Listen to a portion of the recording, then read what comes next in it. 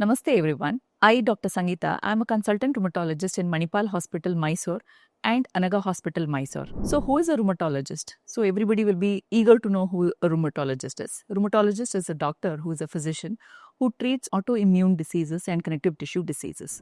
Now, to talk about autoimmune diseases, who does it affect more? Why? How does it present is what is very important, and why is it very important to meet a consult a rheumatologist at the earliest.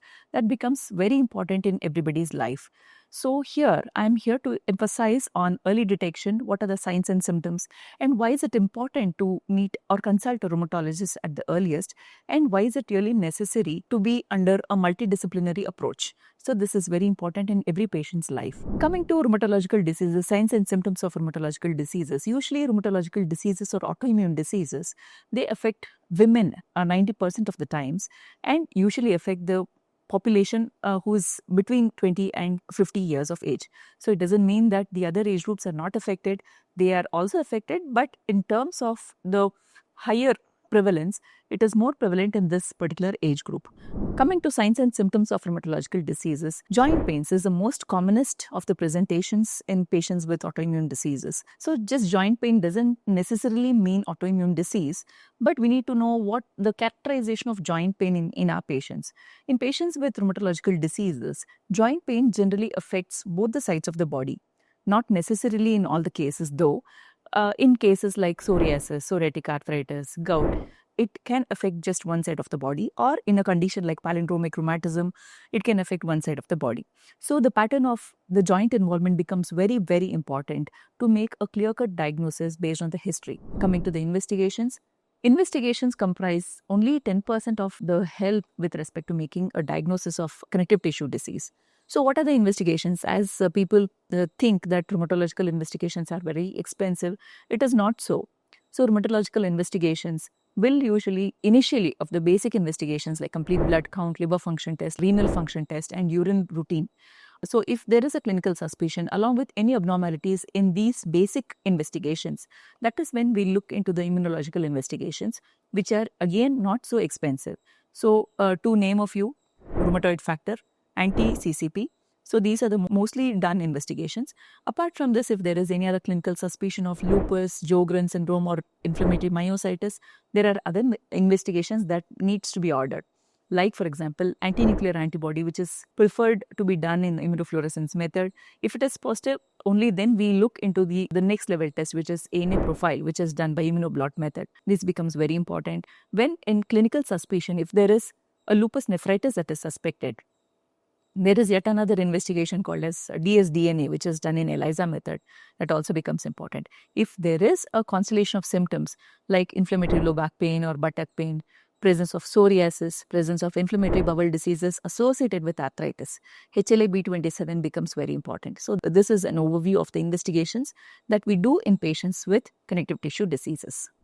So when it comes to diagnosis of a rheumatological diseases, most of the diagnosis, that is close to 90% of the diagnosis, can be made just by mere clinical examination and a very good clinical history. Another 10% will be based on the investigations that we perform. So talking about joint pains, which I already mentioned, joint pains which affects any part of the body or both sides of the body involving the small and large joints, sometimes the buttocks or the lower back, can be the very earliest manifestations. So when is it important to say that this joint pain could be autoimmune in origin?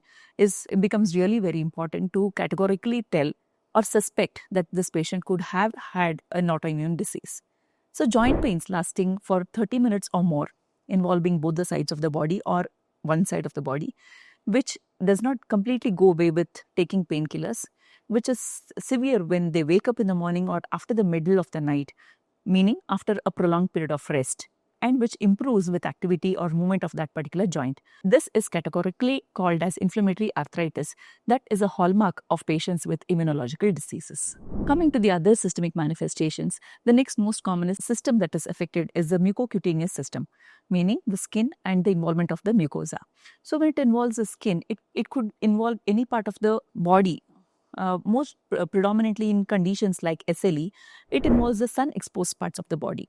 That does not mean that the skin of the other parts of the body should not be affected, but categorically any kind of skin rash has to be brought to the notice of a rheumatologist to categorically tell whether it is autoimmune in origin or not. So it can be just a rash, it can be a blister, it can be a papule, a vesicle, any of these. The other skin-related manifestations are increase in hair fall. We call it alopecia. Apart from that, the oral mucosa or the mouth, the inner surface of the mouth, people can manifest with ulcerations in the mouth. This is yet another manifestation. So these things, along with an inflammatory arthritis, most likely points towards a diagnosis of lupus. There are other manifestations with respect to the oral mucosa in which patients can come with symptoms of dryness. So generally present with dryness of the eyes and mouth. They categorically tell that they have grittiness in the eyes or difficult to make a long conversation without sipping water in between, or difficulty to swallow dry food like idli, dosa, toast, these things.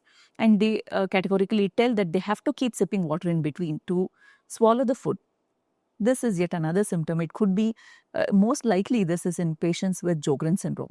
There are other conditions like inflammatory myositis in which these patients can have any of the earlier mentioned manifestations, along with difficulty in getting up from the sitting position or the squatting position, difficulty in raising hands above the shoulders, these things. Sometimes it is so severe that patients will seek help to even get up from sleeping position. These are manifestations of inflammatory myositis.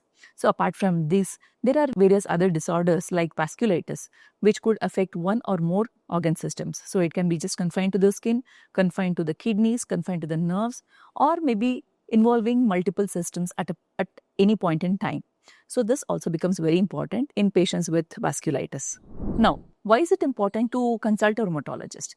So when talking about condition like inflammatory arthritis, it becomes very important to detect the disease early in order to initiate the treatment as early as possible. So why is it very important? Any patient who has had any viral fever could also have arthritis, but then this arthritis in most of the conditions is not prolonged. If it is lasting more than 6 weeks is when you will have to seek attention and initiate on medications, because these diseases could evolve into rheumatoid arthritis later on in life. So if we detect early, it is very important that to control the disease. So early initiation of treatment, early diagnosis, early initiation of treatment becomes very important in order to prevent the deformities that could arise because of erosions that could happen in patients with inflammatory arthritis. Again, early detection becomes very important in order to prevent the end-stage renal disease in patients who have a renal involvement, in patients with lupus or any other systemic manifestations. So early detection becomes very important for prevention of disability, to reduce the inflammatory burden of the disease, which could again affect the other organ systems, in order to put a halt with respect to the inflammatory burden in that particular patient. This becomes very important. So when do you really have to suspect a patient to have inflammatory connective tissue disease is if there is a family history of arthritis or any other autoimmune disease for that matter. If a patient is a female who belongs to this particular age group, that is between 20 to 50 years, that is yet another thing. Another most important thing is if there is a family history of anybody with a connective tissue disease or presence of diabetes early in life in any of the family members, presence of psoriasis in any of the family members, these becomes very important.